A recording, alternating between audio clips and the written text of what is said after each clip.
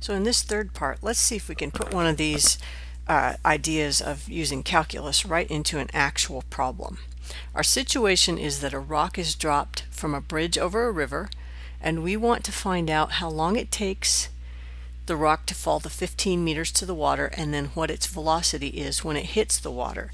Now we can do this just using algebra with our kinematics equation, and in fact sometimes that is easier. But I want you to see how it's possible also to use calculus to do this. So let's go ahead and list the quantities that we know that we have, as we usually do. So we know that y initial is 0 and y final is, in the reference frame I have here, it's going to be negative 15 meters.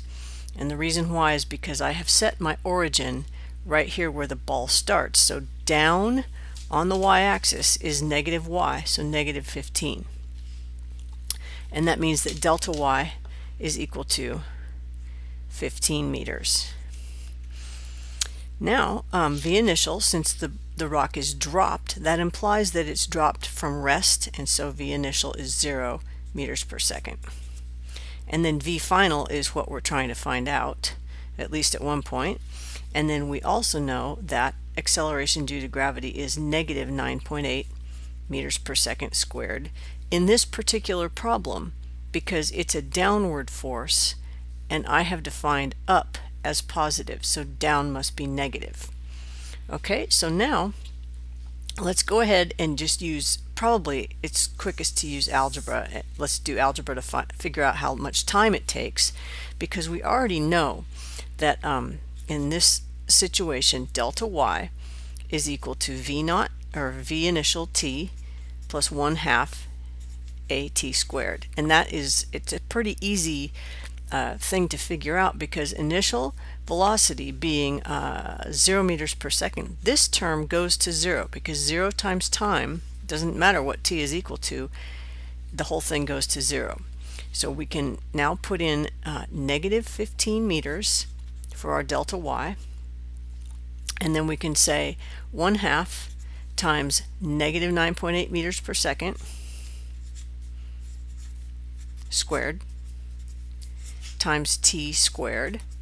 And we only have one variable here, so it's pretty easy to solve for that. So let's go ahead and rewrite negative 15, I'll leave out the units at this point, equals negative 4.9 t squared.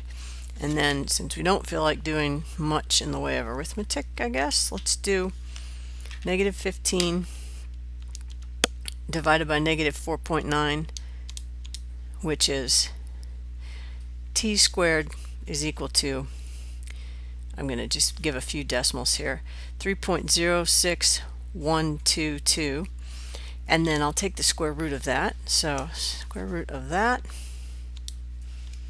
is equal to, t is equal to approximately, it's positive or negative, but of course we only want the positive value. And since we have 15 meters, two significant digits, I will call this, round it to 1.7 seconds. Okay, so we would use the entire value that the calculator reports in future calculations, but when giving the answer, the significant digits, there are two of them. So we've got time being 1.7 seconds, and then we want to know what the velocity is when this rock hits the water. How fast is it going when it actually breaks the water surface? So what we'll do here is, now we'll bring in our calculus and we'll take the derivative of this expression, this function, and it's going to look like this. Alright, so we know that a position time equation, if we take its derivative of position with respect to time is velocity. So that equals velocity of time. So what we need to do is say, let's take the derivative of 1/2 acceleration times time squared plus v init. Well, we don't even need to take the derivative of v initial because it was 0. So let's just take the derivative of this and say that v of t is equal to Well, 2 times 1/2 is 1, so I don't even need to write the 1. It's equal to AT.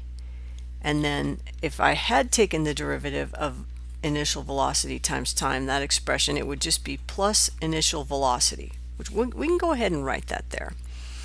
Okay, and then remember that if I had taken the derivative of delta y, which was a constant, the derivative of a constant is 0.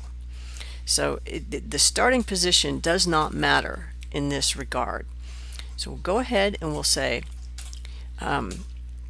if it takes 1.7 seconds to hit, then we want to know how fast it was going at the end of 1.7 seconds. So I'll write v of 1.7 is equal to, and we'll go ahead and we'll say negative 9.8 meters per second squared times 1.7, and punch that into the calculator, times 9.8, and that is equal to v of 1.7 is equal to, and I'll keep it to 2 sig digs, 17 meters per second. Okay, all right.